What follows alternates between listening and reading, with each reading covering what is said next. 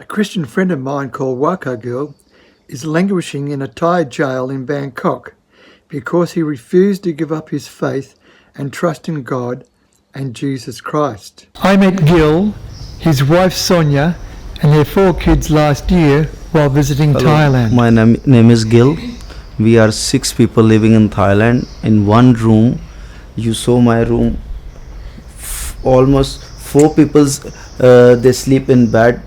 2 people they sleep in one mattress. Waqar fled Pakistan with his wife Sonia and their 4 young children 2 years ago after repeated death threats. We are persecuted Christians in Pakistan. That's why we are here. I was in Pakistan before 3 years. When I am in Pakistan, I have a good business there. I'm real estate agent in Pakistan. One day I go to in one house for my client visit. He want to see the house. I'm waiting for my client, and few people come and they greet me. They said to me, "What's your name?" I said, "My name is Waqar."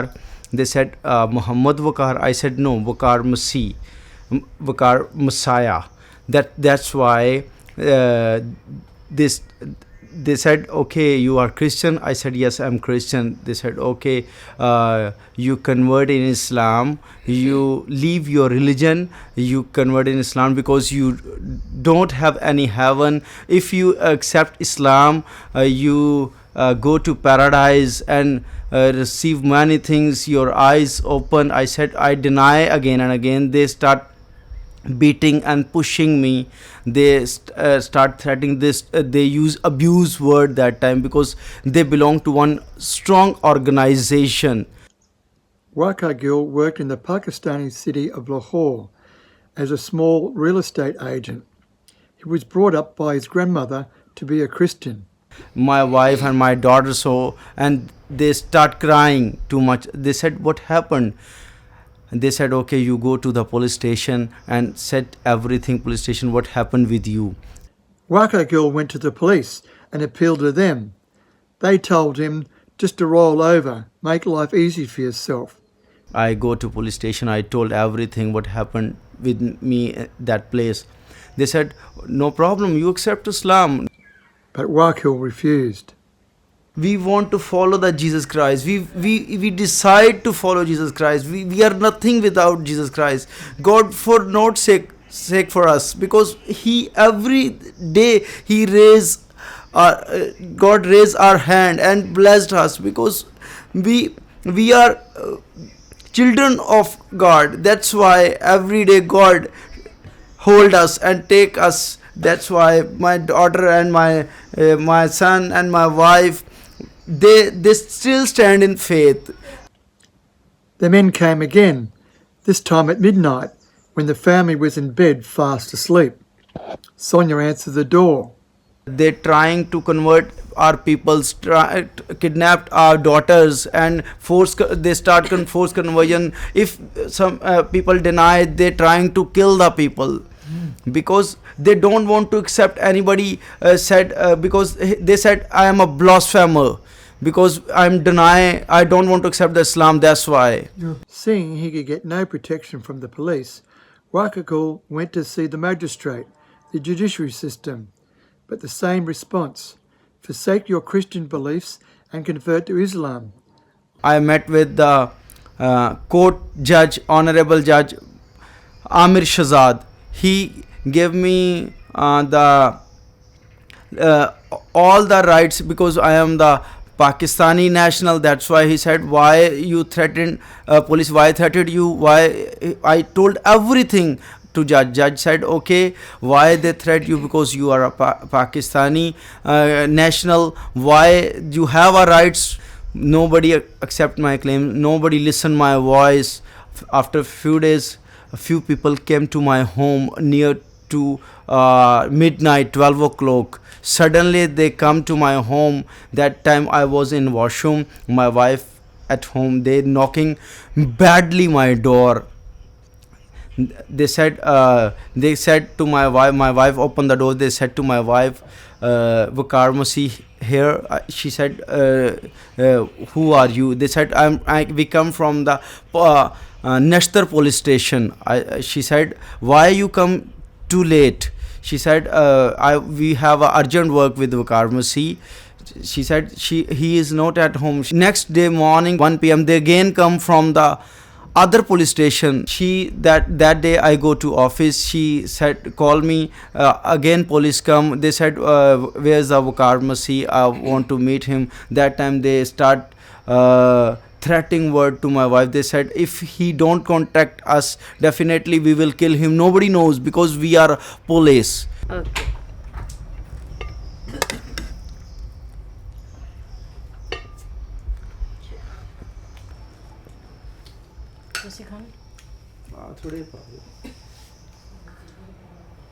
And Waqar's landlord, also a Muslim, told them that he had to leave his house for fear that it would be burnt down. Same day my house owner knows very well because he is also Muslim. He said, I don't want to involve these things because you have a problem with any organization and police. You leave my house. Same day we leave the house and we go an other place. That time I heard from my neighbors every day. They calling me. I receive many threatened call.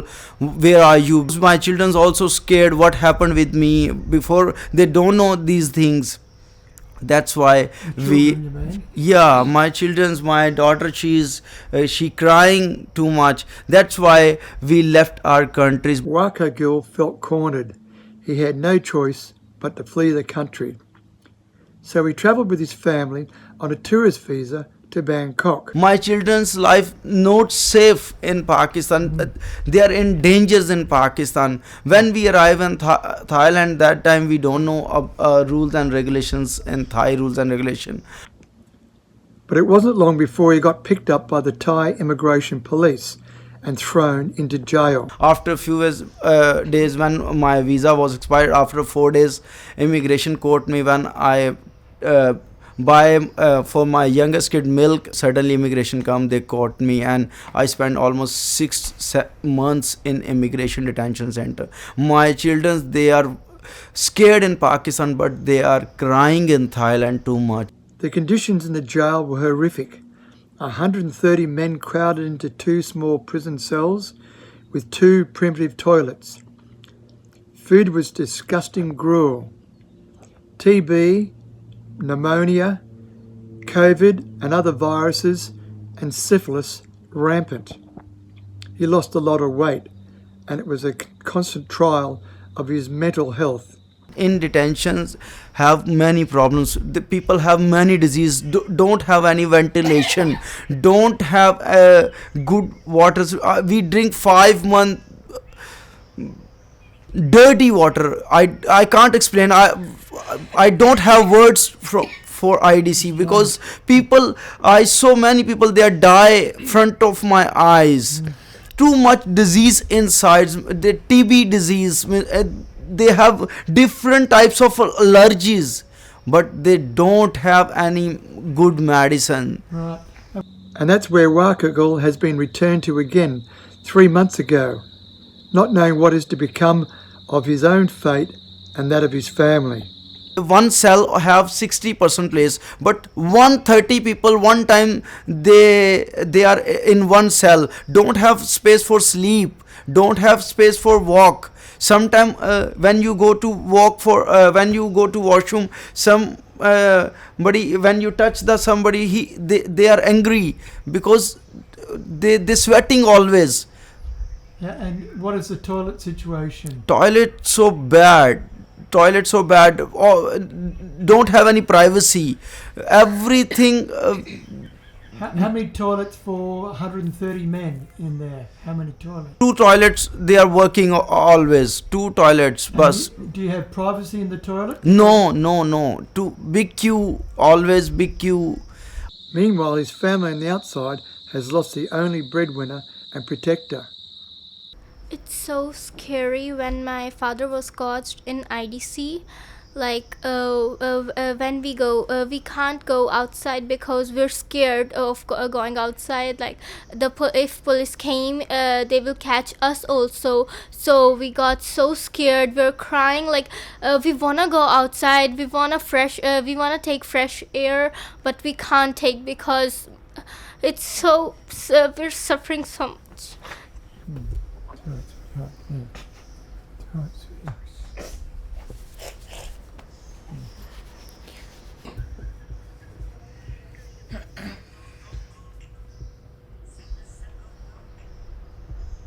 I'm worried about my children's future because because my elder daughter and my son, they are now in 14 and 12, because if after 2 years, I'm worried my children because they spoil the future.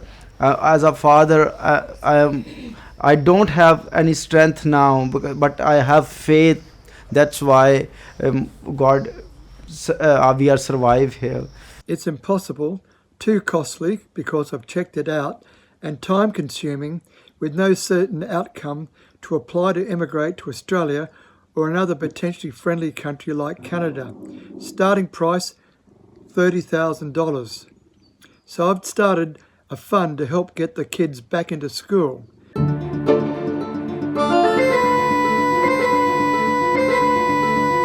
It costs about $30,000 a month. That's about $490 Australian for the 3 of the 4 kids to go to school, which will give them at least a stable base, not staying at home worrying, fretting about what's happening to their father. How old are you, Michael? Oh, 12. Almost. Yeah, next month. Good. I want to spend my whole life in God's house. I want to be the gospel singer, and I want to have a good job for helping people, and like those who are like us, like asylum seekers. They don't have money to give rents, they don't have food like we don't have right now, and we're suffering. So please. Okay.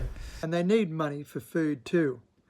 All monies raised will go via a legitimate bank account in Bangkok. And any extra dollars raised will be used to hire Waqar, a good immigration lawyer, to try and get him out of that cesspit.